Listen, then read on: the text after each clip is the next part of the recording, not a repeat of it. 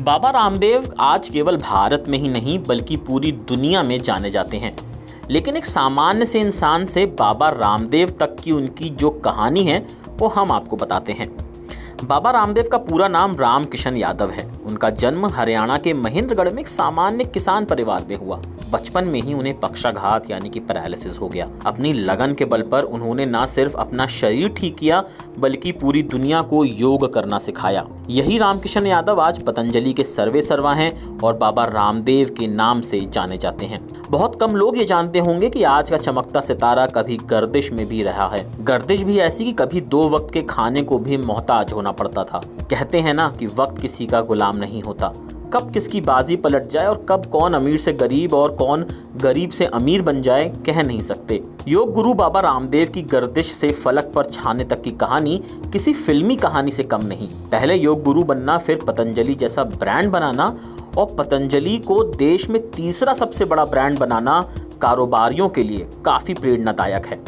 आइए जानते हैं कैसे योग गुरु बाबा रामदेव ने स्थापित किया पतंजलि ब्रांड और कैसे इसको भारत का तीसरा सबसे बड़ा ब्रांड बनाया। बाबा रामदेव एक भारतीय आध्यात्मिक नेता और प्रसिद्ध योग शिक्षक हैं। वो टेलीविजन के माध्यम से और अपने सामूहिक योग शिविरों के माध्यम से भारतीयों में योग को लोकप्रिय बनाने के लिए प्रसिद्ध हैं। उनके योग शिविर में हजारों लोग शामिल होते हैं और उन्होंने अमिताभ बच्चन और शिल्पा शेट्टी सहित कई हस्तियों को योग सिखाया है। उन्होंने 1995 में दिव्य योग मंदिर ट्रस्ट की स्थापना की और कुछ ही वर्षों में एक लोकप्रिय योग गुरु बन गए। उनकी प्रसिद्धि नई ऊंचाइयों पर पहुंच गई जब उन्होंने योग को बढ़ावा देने के उद्देश्य से एक टेलीविजन कार्यक्रम में भाग लेना शुरू कर दिया और उन्हें एक बड़ी सफलता मिली। वो योग और आयुर्वेद के अभ्यास को बढ़ावा देने वाली संस्था पतंजलि योगपीठ के संस्थापक भी हैं। उन्होंने जीवन के सांसारिक तरीकों को त्यागने और संन्यास को अपनाने का फैसला किया। उन्हें स्वामी शंकर देव जी महाराज द्वारा सन्यासी क्रम में दीक्षा दी गई और सन्यासी बनने के बाद रामकृष्ण यादव ने बाबा रामदेव नाम अपनाया। इसके बाद वे हरियाणा के जिंद जिले में गए और उन्होंने कलवा गुरुकुल में प्रवेश लिया, जहां से उन्होंने संस्कृत व्याकरण, योग, दारुण, वेद और उपनिषदों में विशेषज्ञता के साथ स्नातकोत्तर यानी कि आचार्य की उपाधि प्राप्त की। भारत में लोकप्रियता हासिल करने के बाद उन्होंने ब्रिटेन, अमेरिका और जापान जैसे अन्य देशों में भी योग सिखाना शुरू कर दिया। उन्होंने योग और आयुर्वेद के प्रचार और अभ्यास के लिए हरिद्वार में पतंजलि योगपीठ की स्थापना की, जहां आयुर्वेदिक दवाओं का निर्माण भी किया जाता है। पतंजलि योगपीठ के भारत में 2 परिसर हैं, पतंजलि योगपीठ 1 और पतंजलि योगपीठ 2। और यूके, यूएस, नेपाल, कनाडा और मॉरिशस में भी कई अन्य आवास भी स्थित हैं।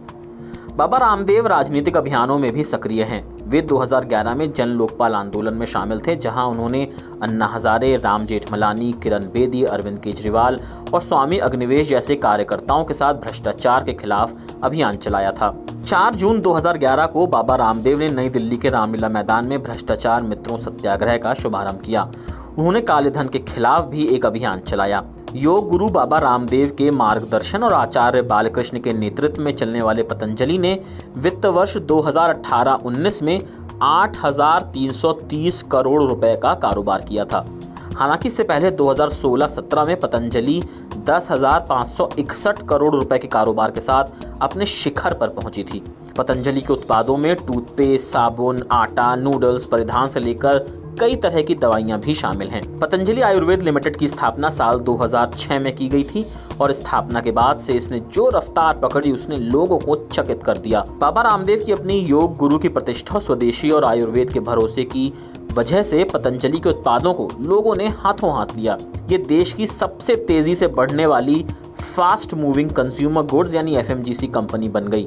इसका मुख्यालय हरिद्वार में है और कई शहरों में इसके प्लांट मौजूद हैं। पतंजलि ने भी वित्त वर्ष 2019-20 के नतीजे जारी नहीं किए हैं, लेकिन कुछ महीने पहले कंपनी ने दावा किया था कि 2019-20 में कंपनी को 25,000 करोड़ रुपए का टर्नओवर हासिल होगा।